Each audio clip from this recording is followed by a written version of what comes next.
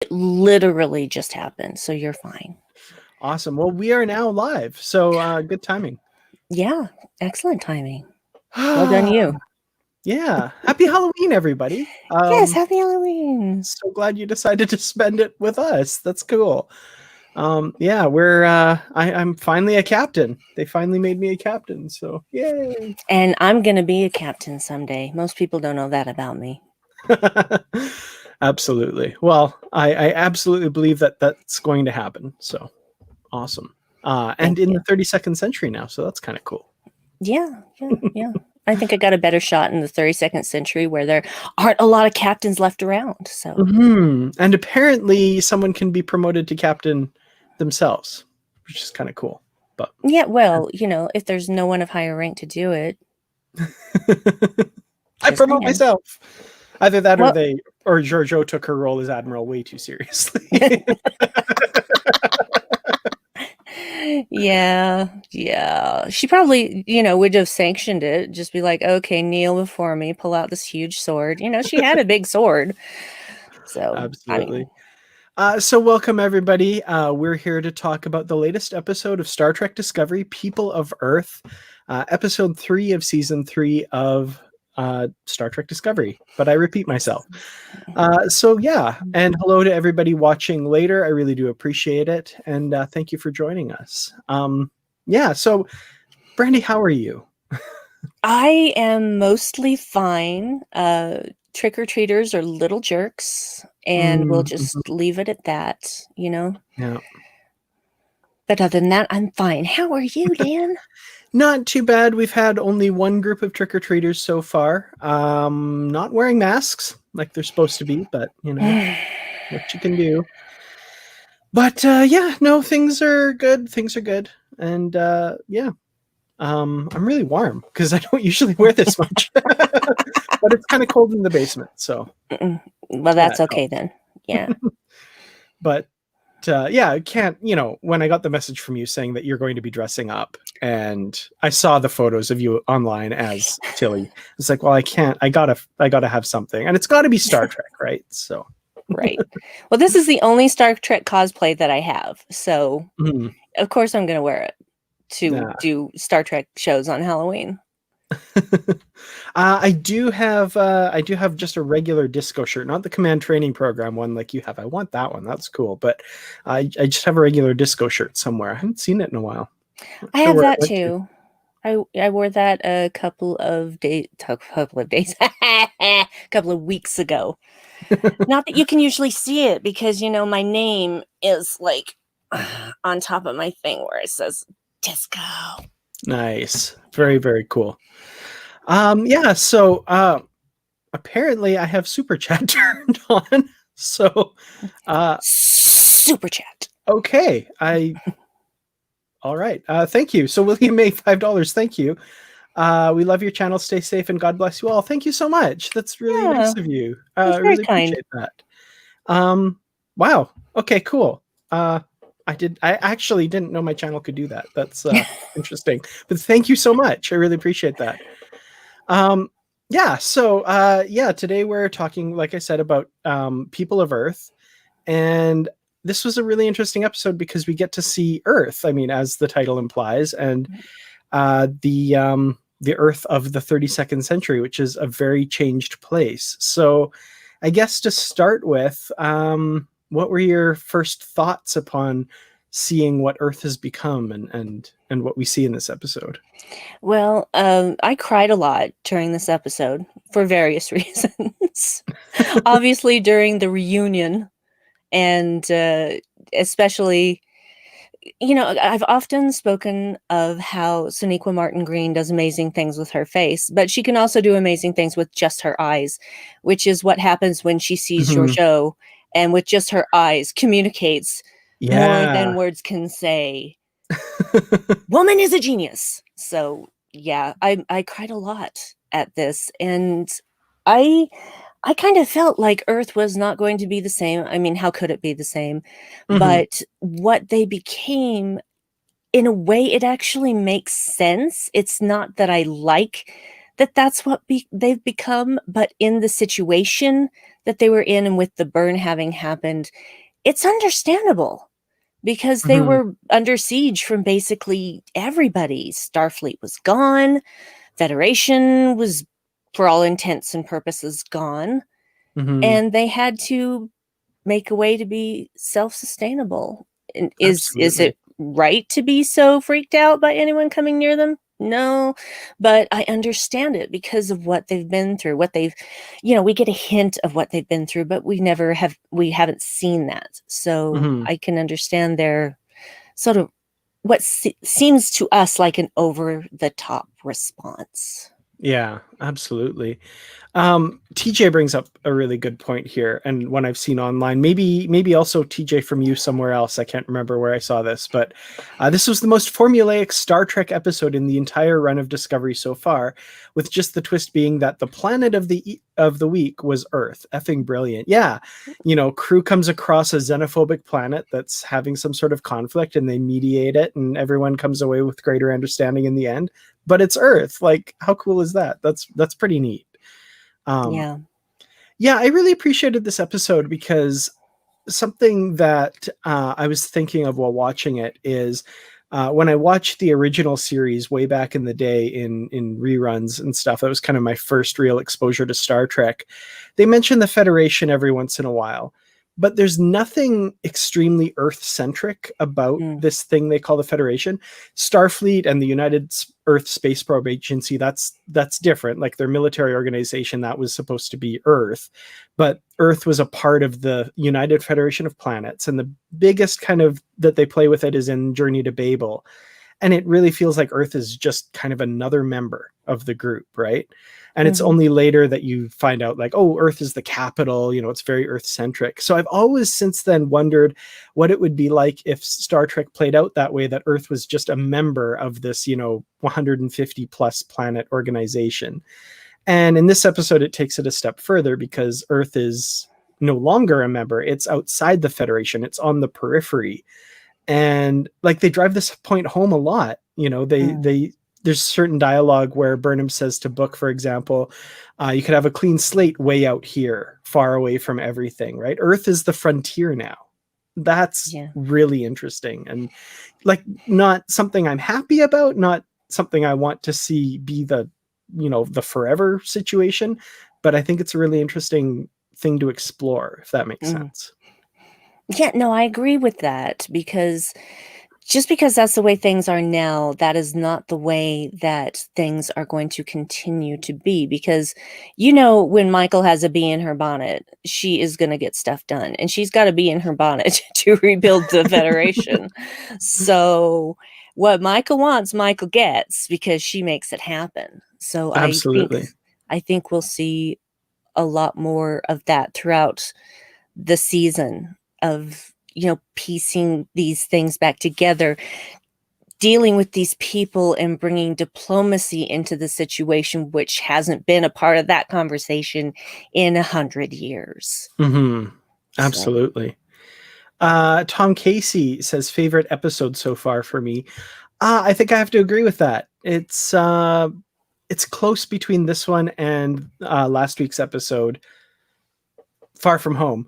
And it's close, but yeah, this one edges it out a bit, I think, because of, the feeling of a bit of progression on the journey, a bunch of developments, I guess, in this episode, which we'll talk about for sure, that I really appreciated. So we mentioned Georgiou briefly, that look that Michael gives her and the kind of little looks they exchange, and they have a really interesting scene later on as well. One thing that we didn't see in this episode that I kind of wanted to see was Georgiou, of course, decks herself out as an admiral. I wanted to see Saru's reaction to that, and just like the double take or whatever. He is probably so used to her level of crazy that is just like, yeah, of course she's going to be an admiral. Yeah, no, it was,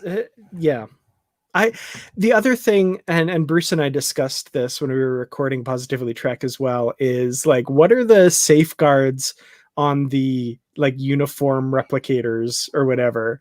Like, can anybody just walk up and replicate an admiral's uniform? Now, Giorgio, of course, Section 31, I'm sure she's got a workaround. But, Oh, yeah, like, of course. you know, some ensign is like, I'm just going to replicate myself a little badge with an extra pip on it today. You know, I think that'd be funny. Yeah. Yeah, I don't think that I'm sure that whatever the security protocols are on a replicator, she has a way around them herself or knows someone who can make a workaround. So Yeah, it's absolutely. Giorgio. Yeah. No, and it wasn't like a mistake, I thought. I No. was more like, I want to see the actual process of that, and like if there was any kind of barrier to doing that and how she got around it. That would be kind of fun. Yeah. But yeah. You can't really threaten a machine, so yeah, interesting. Be an interesting scene. Yeah, for sure. Well, of course, she's not the only person who goes up in rank in this episode. And well, first of all, let's say, you know, we get the big reunion, of course, between Michael Burnham and Saru and the crew. And kind of like their introduction to Earth, it's not the same as we're used to. It's not the same Michael Burnham we're used to. So she's gone through this entire year without them. And as she says to Tilly, she's had to let them go.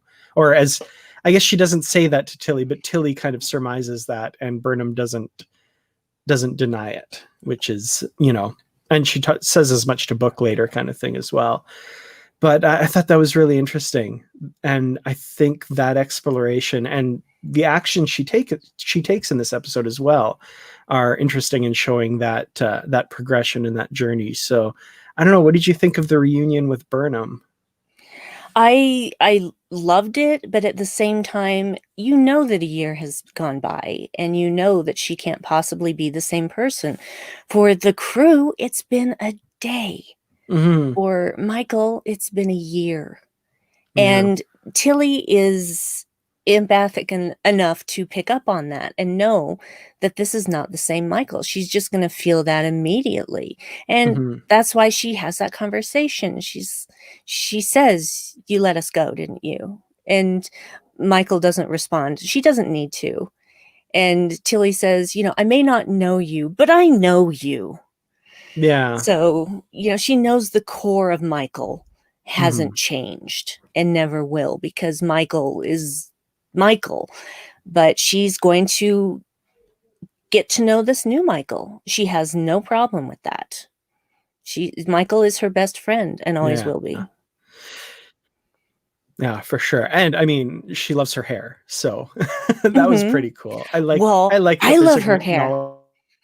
Acknowledgement. It's amazing. Yeah, absolutely. She looks incredible. Oh, wow. And to Tilly's point, when she says you seem lighter somehow too, like this life that Burnham has been leading, and this is kind of what she talks about with Giorgio later, where Giorgio is kind of intimating, like, you haven't had to follow Starfleet rules. You haven't had that kind of, as she basically puts it, weight around your neck. I don't know if Burnham would maybe see it the same way, but you know, she's been more of a free spirit, and I definitely see some chafing against that. Of course, in this episode, doing this plan with Book without telling Saru, without going to him first, and you know, it's interesting. It's not the Michael we've seen before. It's not, but at the same time, she also trusts Saru to figure out what she's doing. So that is the Michael we know. Yeah, there's a bit of a mix of both, because she trusts Saru to figure it out, and we see that, but she doesn't trust Saru to go along with the plan if she brought it to him first, which I thought was interesting. Yeah, well, she's used to just doing what needs to be done when it needs to be done, and she felt like that would be too long of a conversation, and it was better to just ask forgiveness than permission. I wasn't even looking at the screen, but it's not always better to ask forgiveness than permission. I can tell you that right now.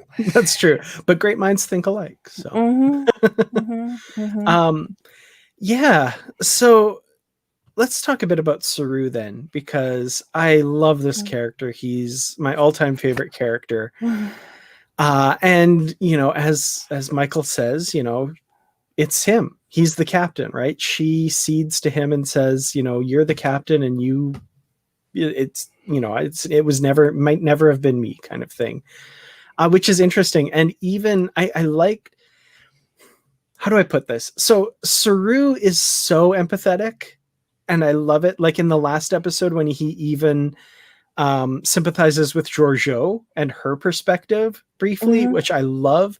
And then in this one, a red flag for him is that Michael didn't even want to discuss the fact that she was up for the captaincy as well, right? Like, I love that that's a red flag for him, and he's like, I don't know that I completely trust your judgment right now, and the fact that he's willing to just outright say that to her and have them discuss it, I think it's a great captain. That's why he's the perfect choice. I Really. know every decision that he makes just proves more and more that he should have been the captain from the beginning. But, we had to go through a couple of thousand things to get to this point. And the thing is I feel that it was kind of telegraphed in the end of Such Sweet Sorrow Part 2 that, everybody expected it to be Saru. And Saru's like, no, we'll have this conversation later. And I think even Michael then was just like, no, it's you. Yeah, I think so too. So that was just the read I got from it. But that's opinion more than anything else. So I was not surprised that she immediately was like, no, we don't even need to have this conversation. I don't want to be a captain anymore. And she doesn't outright say that, but that's the thing, is that she doesn't want to be in charge of everybody. She's already carried the weight of the universe on her shoulders. She doesn't want to continue doing that. Plus, the first officer has a lot more freedom and leeway than the captain. And she is much better suited to that role, especially with whatever she's been through in the past year. Yeah. Just saying. Well, that leads us into an interesting question Wellington Smith asks. So thank you, Wellington. Is current Michael unvulcanized, like rubber, or just being true to her rebel self? Great question. I like that. That's an interesting question. Unvulcanized. I think like Discovery has been the journey of Michael Burnham, and I don't know that unvulcanized is the term I would use, but it has been a journey of her realizing her human half, you know what I mean? Her human heritage versus her Vulcan upbringing, right? So I think it's another step on the journey. And the kind of sad part is there's a year of that journey, which marks a very significant portion of it now. That we haven't seen yet, or we've only seen little bits of. So I think that year is very significant, and I think we'll see more of it at some point. I hope. It's possible. I frankly do not need to know everything that happened during that year. Just having the Michael that we have now speaks for itself, I think. But that's my own personal viewpoint. I don't need to see what happened. If we get bits and pieces of it, that's fine. But I don't want an episode where here's the year that you didn't see where Michael was hanging out in 3188. Don't need to see that. I do wonder if and when we ever get That Hope Is You Part 2, if that will be kind of what that is. It's not in season 3, unless they change any of the titles that they've given us already, which is possible. Maybe there's a misleader in there somewhere or something like that. Oh, but come on. CBS All Access loves their red herrings. Exactly. Yeah. Loves them. There might be something in there that they're going to surprise us with. But my current theory is that it's the season 4 premiere is That Hope Is You Part 2. I don't know what. Yeah. I don't know what it will be or how it'll link or what, but that's my current thought. I don't know. Fair point. Fair point. That's kind of what I thought too, but now knowing what I know about how CBS All Access likes to misdirect or stir up what's the word I'm looking for here? Not dissent. They like to stir up speculation. So, and I've seen that in multiple tweets where they have just taken what they hear the fans are saying and say, oh, is it this or is there something more going on? Because they're taking your attention away from the big thing they've got coming. Yeah, absolutely. So Saru, I do want to talk a little bit more about as well, because please. Yes, please. As we said, he becomes the captain in this episode. And what's interesting about this, and Bruce and I had a little discussion about this, the things in Star Trek that you might pick out as like, well, that's odd. There's generally always going to be something in a previous episode that will either support one side or the other, and sometimes both. So one thing that we were thinking about was, Saru becomes captain of the Discovery, and captain in this sense is a title. You can have people of different ranks be the captain of a ship. So Agreed. how did he get a promotion to the rank of captain? Who promoted him? And then I remembered the Voyager episode Before and After, which was Kes going back through time, and she was started out old, and we see flashes of her going backwards. And in that episode, Chakotay has 4 pips and is captain of Voyager after the death of Janeway. So there must be buried in Starfleet regulations somewhere the ability to field promote yourself or be field promoted to captain in extenuating circumstances. And I think Discovery's extenuating circumstances are very much in play, much like Voyager's would be being thrown to the other side of the galaxy. So I brought that up as a possible problem and then immediately shot it down with evidence of elsewhere of this happening. So right. Well, and this is not canon, but in Star Trek Online, your very first mission, it's a training mission. Your captain gets killed and you are promoted to captain. And you're still a lieutenant, but you are promoted to the title of captain and remain with that title even after that first mission. You remain the captain. So, yeah.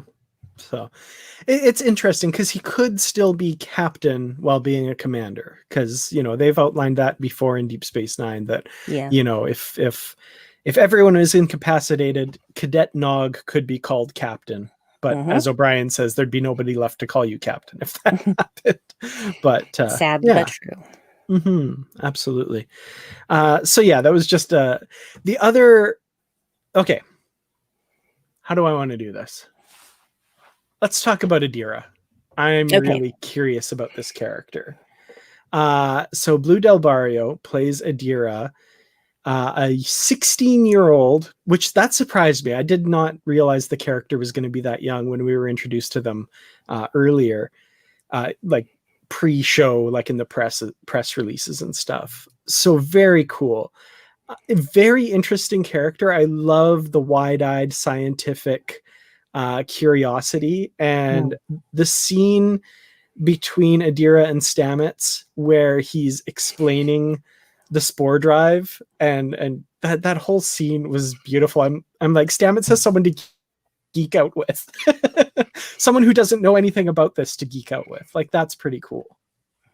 I think that was a very calculated decision, because prior to that scene, we see Tilly and Stamets discussing how do you get a genius teenager to, open up. And the way that you get someone to do that is don't dumb it down and just tell them the truth. And that's what Stamets does. That's what he does. He doesn't deflect questions. She asks questions and he answers them directly. No treating her like she can't know this stuff or she can't understand it or she's too young. None of that. He treats her as a peer and not as a child, whereas many other people would have treated her like a child. Absolutely. So, yeah, that's how he wins her over. I thought that was brilliant. And as someone who's spent much of his life as a teacher, I thought that was a really cool scene for a number of reasons. And the way he like dangles it in front of her and like brings her along and then says, okay, Now I need you to tell me what is going on here. I love that. Like, that was great. And, you know, not manipulative, not like doing anything like that, just engaging them and saying, we have something to offer. What's going on here? Like, you know, and then of course we find out that Adira is joined with a Trill symbiont and is in fact the Admiral Tal that sent the message 12 years earlier, I think it was, which I thought that was a great reveal. And you know, of course, the canon people out there, the first Trill joining that we saw in Star Trek was with a human being when Riker took the Odan symbiont. So Yep. and it's symbiont, not symbiote. This is not Stargate. Right. No.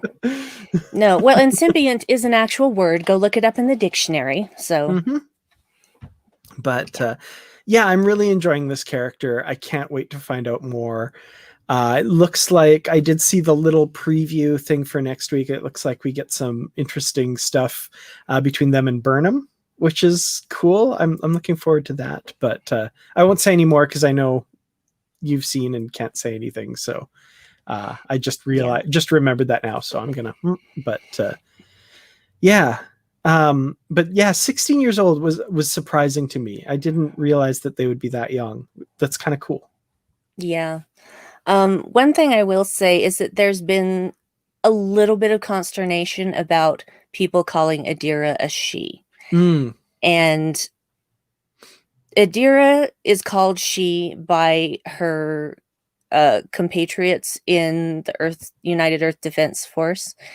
And the crew of Discovery just kind of follow suit with that.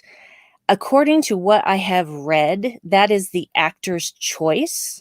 There's an interesting interview they talk about that. Yeah. They are fine with it. Here's the thing. You can be non-binary and not prefer to be called he, she, or they. You can maybe you present as a male, but you want to be called she, but you're non-binary. So it's the pronoun. We get to choose our own pronouns. So if Blue is fine with Adira being called she, then I have no problem with it. And neither should anyone else. Yeah, no, absolutely. And yeah, that interview you're talking about, it sounds, and I was trying to bring it up, but I'm not going to bother right now because I'll just be too distracted looking for it. But it sounds like that is something that will evolve over the course of their time on Discovery. And I think that's an interesting educational thing for the audience as well. Because, you know, when you meet Adira, that character presents to, I would say, probably 90% of people out there as female. So you would see that character and automatically say she, just like most people you meet in day-to-day life, one way or the other kind of thing. And I think if that changes, if that's something to happen story-wise, that preference changes or is asserted by the character, let's say, I think that's an interesting educational moment for maybe people who don't have trans or non-binary friends. You know, I had the pleasure of making a few non-binary and trans friends a few years ago for the first time in my life. And yeah, I stuck my foot in it a number of times. And it's embarrassing for everyone involved, but it doesn't have to be a horrible, mean stick thing. It's a learning thing. And anyway. So well, I think there's that opportunity there. Sorry. Yeah, absolutely. Because, you know, and I said this actually in our discussion for What the Future Holds, a Star Trek Discovery podcast that you can find on Hall Sweet Media. Pimp. Humans like to fit things into boxes and label them. They like to categorize. They like to define. Because they fear what they don't understand. And non-binary, even though by its nature it means not affiliated with any specific thing, it is another box with a label on it.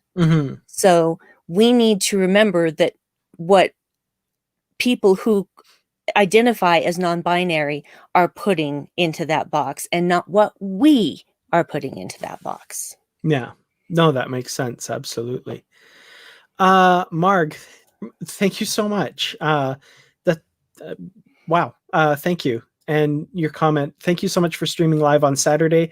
Us Canadian Trek lovers love you. Well, I'm a Canadian Trek lover myself, so. Well, you got to practice some self-love and not in the dirty way. Absolutely.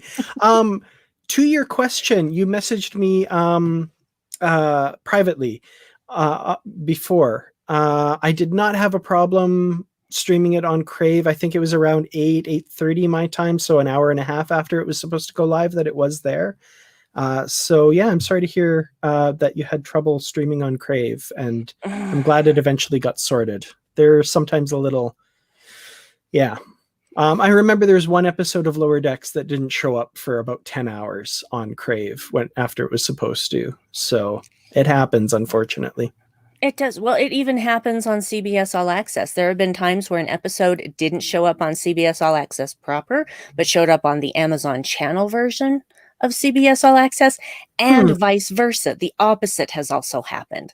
Right. So, yeah, and I think the Lower Decks one with Crave was specific to like Samsung smart TVs or something. It just didn't show up in that app, like that version of the app. That's weird. So. Patrick, thank you so much. And that is some of my favorite dialogue in the whole episode. Yes. Hey, museums are cool. That's what someone who lives in a museum would say. You live in a museum. Yeah.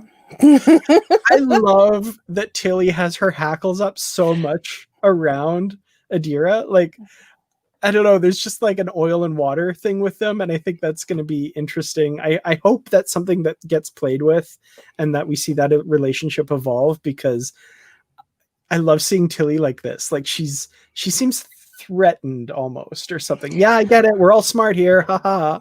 I love it. I think it's great. I think it's going to become more of an empathetic relationship, because Tilly knows what it's like to be a young genius. And I'm not saying that she called herself a young genius, but that is basically what she's been her whole life. She's always been the smartest person in the room, and not always able to communicate the way that other more socialized people can. Mm-hmm. Which is something that I have struggled with in my own life. So I feel that super hard. It's just another reason to identify with Tilly. And so I think she is worried that she is going to, not really worried, but there's this feeling like I'm being usurped. A little bit, yeah. I'm being made redundant, but that's not possible. It's not possible for Tilly to be redundant. And I think that these two will actually form a pretty strong bond from similar experiences. Mm-hmm. I'm hearing voices. I'm not sure what's going on, but I could hear them too. Yeah. Ooh. Anyway, probably trick-or-treaters or something. Probably. Caleb Daniels, thank you so much. Sending love from little New Zealand. Wow, New Zealand. Somewhere I've never been but have always wanted to go. Same. Very cool. Even if just for the fact that you guys are allowed to shake hands again and hug down there. Man. Mm-hmm. That's because they did what was necessary. Exactly. Oh, they did what was necessary, and we cannot get that through our thick skulls over here. Absolutely. And I am in awe of your prime minister. Is she a prime minister or president? I can't remember, but prime minister. She's a prime minister. Prime minister. I love her. And yeah, so awesome. Great stuff. And somebody had said, where was it? Oh, TJ, someone who's worked in museums. I would totally live in one. Absolutely. Yes. I would love to live in a museum for sure. I'm going to say something funny. My horror-themed brain today read that as wax museum, and I'm like, no, you wouldn't want to live in a wax museum. That's creepy. Oh, man. And then I realized, no, there was no wax in there, Brandy. You dreamed that up in your horror brain. I saw some interesting news the other day that Madame Tussauds Wax Museum, was it in Germany, tossed out a particular wax figure into their dumpster. Just yesterday or the day before, of a particular world leader. Was it orange? It was there was an orange tinge to it, I think. That may have been why they threw it out. It was probably off-colored and a very strange color. I don't know. It was like the wax was melting and taking on a weird sheen, so they had to just, there was no saving that one. That was probably it. Yeah. Yeah. Yeah, I think so for sure. But yeah, so back to the episode. So we have this supposed warlord seeming guy named Wen, who attacks Discovery or confronts Discovery because they saw them pop in and they must have dilithium on board, and it turns out that this guy has been threatening United Earth, which is, as we said, no longer a part of the Federation, and has been kind of a constant thorn in their side. Now, the whole resolution to this, was this not the most Star Trek ending like ever? I love this. It was so good. It is so good. It makes me this is another one of those situations that makes me cry. Because when they finally get to that point where, because they're trying to get them to talk and all they're doing is yakking at each other. And, Michael says, we need to talk. You should talk face to face. And they're still just, and Georgiou takes matters into her own hands, kneecaps Wen, and pulls off that weird insectoid human helmet. And it's a human. Yeah. And not just any human. It's Christopher Heyerdahl. Yes. Whom I adore, who is one of the best and most underrated actors on this planet. He can do anything. And when he's telling the story of what happened on Titan, I'm just like, I'm feeling it in my chest. He is so good. Yeah. So good. Absolutely. The most recent thing I've seen him on, interestingly, is Stargate Atlantis, because we're currently rewatching all of Stargate. That? Yeah. Oh, he's a Wraith in that. Yeah. Todd the Wraith. Yeah. Todd the Wraith. Yep. Todd the Wraith. And yeah, he's amazing. He's in a ton of Canadian productions as well. For obvious reasons. He was also in Hell on Wheels. So yep, we've got a theme.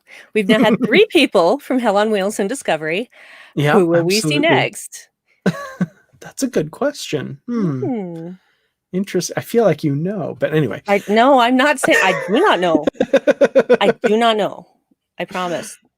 Definitely.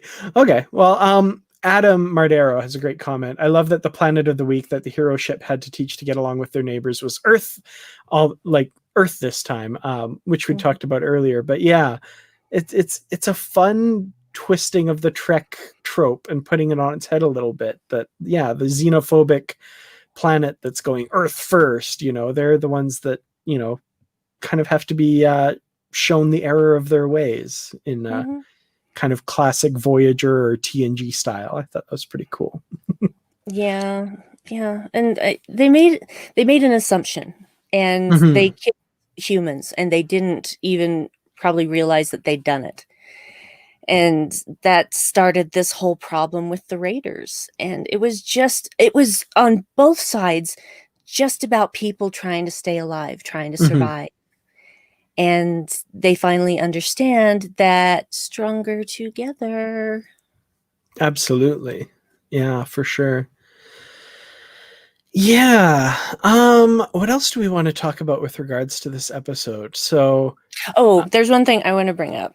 Okay. Because it's a small thing, but it's something that really just was very impressive to me. Because there's that scene where Michael is making Book put on a uniform. And thank God we get to see David Ajala's abs again. But not for long enough. But David, I love you. I love you. I think you're wonderful. It has nothing to do with your abs, but they don't hurt. So she's, making him put on this uniform. And so she tosses him the shirt and he's putting on the shirt and she is changing her clothes. He does not turn and stare at her. He does not watch her change clothes. He just has his own business to deal with. He puts on his uniform and didn't look at her at all.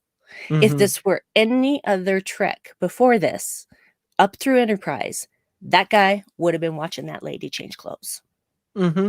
Absolutely.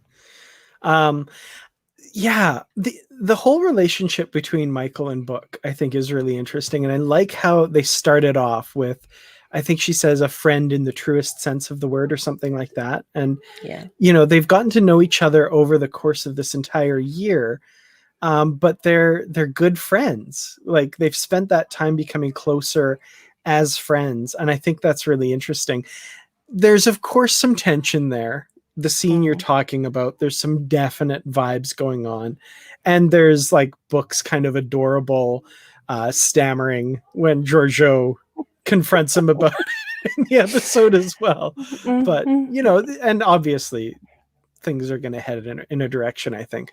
But I think it's refreshing that we didn't get like, over the course of the year they began a romance and now they're together. Like, I'm glad we don't start there. I think that's refreshing, because I feel like that's just the easy, oh yeah, of course, two very attractive people who are very attractive personality wise as well.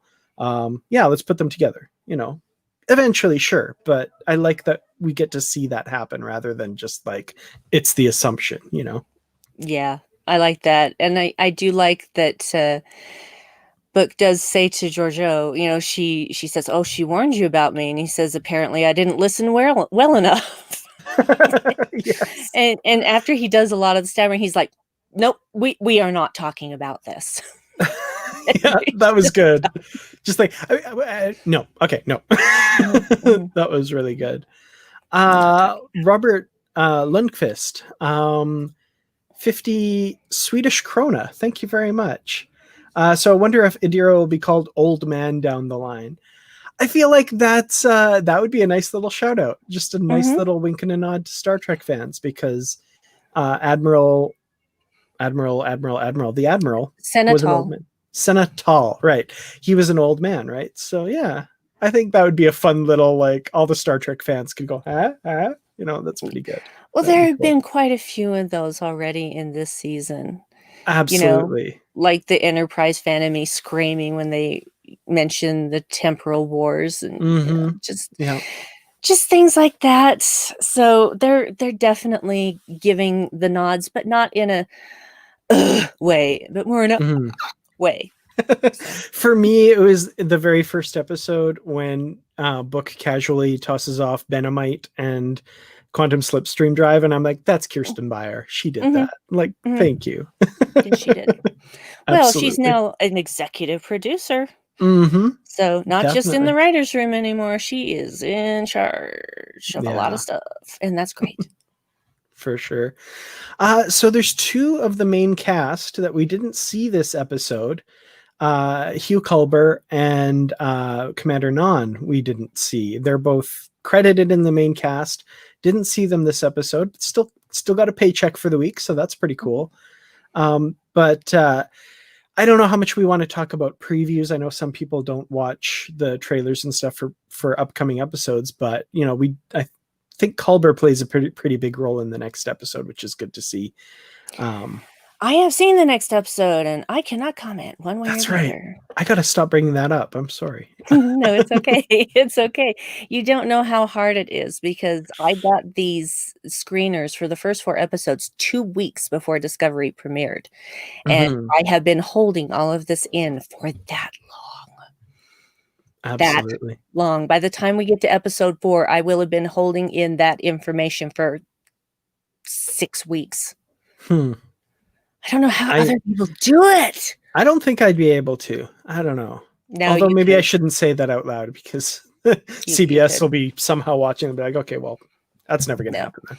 You'd be surprised once you actually get the opportunity and you realize what an opportunity is and how easily it can be taken from you. You absolutely will keep your mouth shut. Yeah, for sure.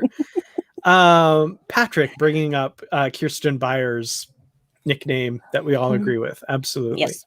Yep. Thanks for that. That's excellent. Okay, so one thing we haven't talked about that we should talk about is, of course, the brief visit to the grounds of Starfleet Academy at the end of the episode. More crying. Yeah, that was definitely an emotional scene. We get the tree that they all studied under at Starfleet Academy. And, I keep thinking like 1,000 years, like that's such a long time. And I think about, what we've seen in Star Trek history is such a tiny piece of that, but they've leapfrogged past all of that. And like some part of me was just really happy that like Boothby looked after that tree for a while. I'm like, that's pretty cool. I don't know why that popped into my head when I was watching this, but I was like, Boothby made sure that tree survived for his time there, and then whoever else afterwards did too. That's really cool. Yeah, I was talking with Aaron Harvey earlier today. This wasn't when we were doing Infinite Trek, but we were thinking like Boothby, maybe he was actually still hanging around as a hologram, the emergency groundkeeping hologram, the EGH. Oh my god. And he was just going to look after that tree until the end of time. Yeah. Oh, if Ray Walston were somehow still around, that would be incredible. That would be Right? amazing. I know, right? The Boothby hologram. Oh, darn it. In another life, yeah. Yeah, that was all Aaron Harvey's idea, and I support it 1000%. That's brilliant. Yeah, so anything that we haven't talked about that you would like to bring up with regards to this episode, and that goes for people in the comments as well. Anything we haven't talked about that we should be mentioning? I do like the scene between Michael and Saru after the whole problem is sorted, when Saru is setting up Giorgio's telescope. I have trouble with words sometimes. Yeah. And I like how he says, I trust you to grow with change. Mm-hmm. And he says, as you trusted me. So he understands what it's like to have everything that changed in a very short amount of time, and to learn how to adapt to that. And so he has patience. And she does say, there's a lot of stuff she's not saying. She's not ready to say. And she said that, she had to let everything go so that she could survive, so that she had to adapt. And she just needs some time to find her way back. And I don't think it's necessarily finding her way back, but that's, what people want to hear. Just like how not everybody, but so many people are like, I just want things to get back to normal. Guys, there is no more normal. The world that we live in has fundamentally changed. And what we had, there's no going back to that. We now have to forge a different future. And as Admiral Cornwall said, the only way to make a new road is to walk it. And that's what Michael has to do. And that's what they all have to do. Every single person on that ship has to do that in one way or another. Yeah, for sure. I'm just reading through some of the comments here as well. This is a great point. The tree survived the Borg, the Dominion, and the burn. That tree has seen a lot. That's pretty cool. Yeah. Donnie Pearson says, kudos to Jonathan Two Takes Frakes for directing People of Earth. Yeah, terrific direction, of course. Jonathan Frakes. Great stuff. Yeah, I don't know what more to say about that other than, yeah, his episodes are always great. And he's got a particular style. The one thing that bugged me last week, I love Olatunde Osunsanmi's directing generally. Sometimes a little bit too much handheld for my taste, where there's like the shots where it's just kind of going like this. And, Frakes likes to bolt his cameras down.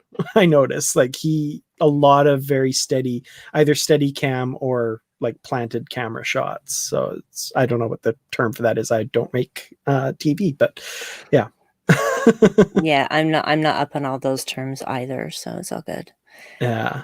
But yeah, I understand what you're saying, because that whole handheld camera thing came into the entertainment industry as a way to make things feel more real. No, it just makes me feel nauseated. Could you please hold the damn camera straight? But there are times where it's okay, but then there are times where it is just too much. Like you're distracted by how much the camera is moving. And that's the thing. It should never be a distraction. If you're noticing that that's what's happening, then you need to scale it back. Definitely. That's just my personal feeling.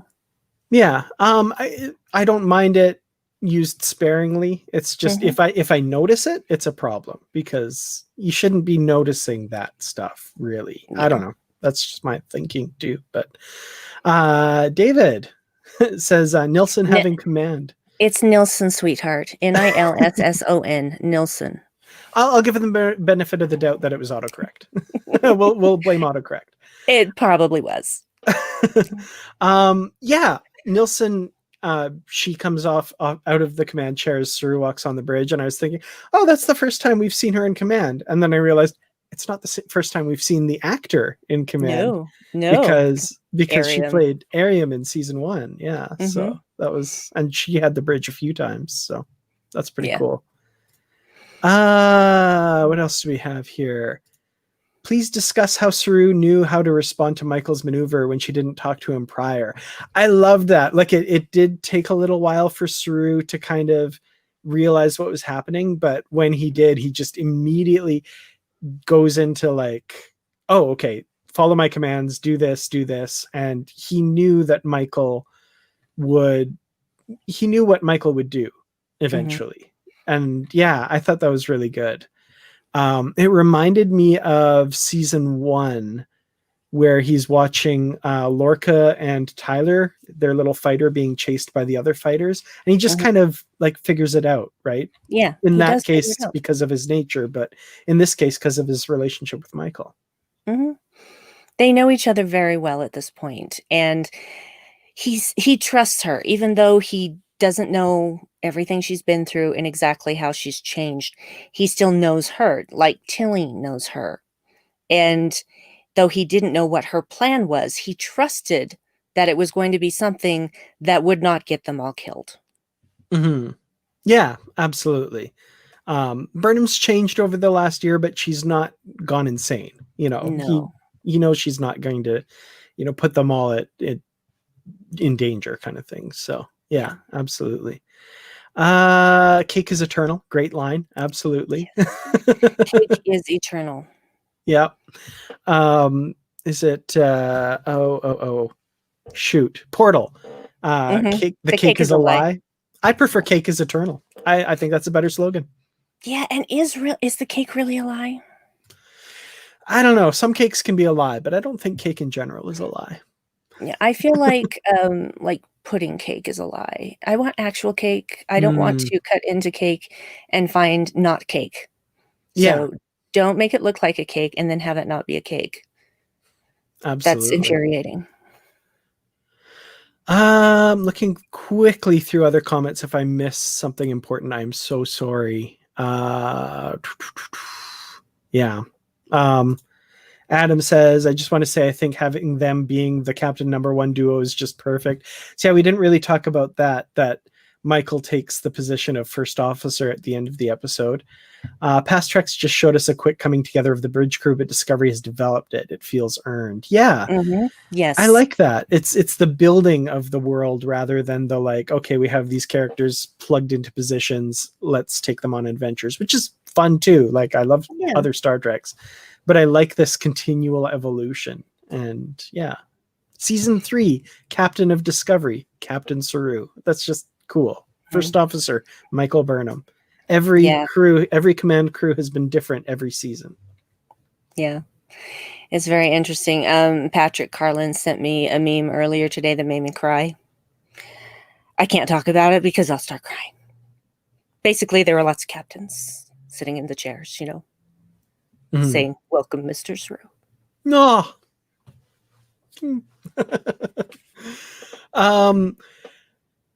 I had a similar question and I hadn't bothered to look it up. I'm assuming Hummingbird cake is not made with hummingbird. No, it's not made with hummingbirds. I assumed that. And I meant to look up if I'm assuming hummingbird cake is a real thing. Let's find out. But I never did Google it. I meant to. Well, I can do it right now. Hummingbird. That's a good idea. Cake. All right. It's an actual thing because a lot is coming up in Google. Yeah, there is a recipe for hummingbird cake. It's definitely not made with hummingbirds. Looks to be lots of like banana. Banana and pineapple Interesting. and spices. Yeah. Cream cheese frosting in some cases. Yeah, yes. spice and stuff. Yeah. It looks very fattening. Might have to make myself a hummingbird cake. Yep. Yeah, I can't eat that because pineapple and I do not get along. It's very bad. You and Malcolm Reed can commiserate. Yeah. Yeah, I am allergic to pineapple, but I don't actually like it, so I don't miss it. Okay. Well, that works out well then.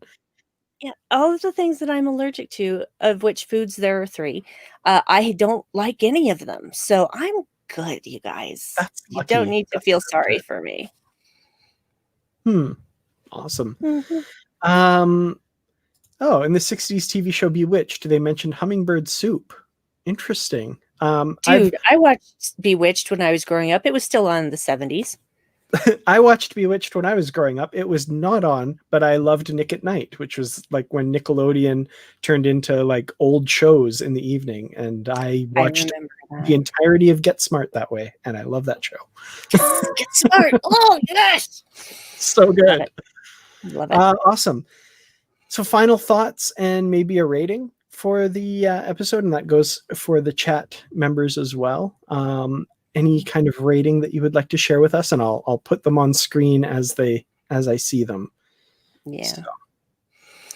I love this episode. It made me very emotional, obviously. I think that it was well paced, and I loved the introduction of Adira. I'm looking forward to seeing more of her, and I just really enjoyed all of the interactions, and even the times that were a little bit uncomfortable because Michael isn't, she doesn't feel like she belongs anymore. Because she let go of these people because she had to. And now they're there again, and she's got to find her way to feel like part of the family again. So I think it was amazing, so well written, so well acted, so well directed, so well shot. The music, okay, let's talk about the music for a brief hot second, all right? Yeah. You have to remember that this music was recorded instrument by instrument remotely. And then all of the people that had to put all of that together to make that music sound like that, what the hell? That is talent and skill beyond anything I've seen before. So kudos to Jeff Russo and everyone that had anything to do with the music production. Anyone who had to do with the production period. So yeah, I feel the way I feel about this episode is the same way that all of those kids going down to planet Earth feel about that tree at Starfleet Academy. That's a really good rating. Yeah, absolutely. The feathers or scales, that was good. Yeah, I love this episode. The music, like you said, I do not envy the job that Jeff Russo and his entire orchestra had. Like, that's insane. Yeah, the episode as a whole, I think, was incredible. And what a really great Star Trek message. Advancing of the story, we get the introduction of a new character who I'm excited to see more of for sure. Yeah, and I don't know what else to say other than I give it 4 out of 4 shiny new pips on Saru's Delta shield. Very nice. Yeah, absolutely. What else do we got here? 5 out of 5 Riker beards. Wow. The season itself, a solidly grown beard as a whole. That's amazing. Nice. Hummingbird soups. 8.5. 8 out of 10 glasses of damn synthol. Okay.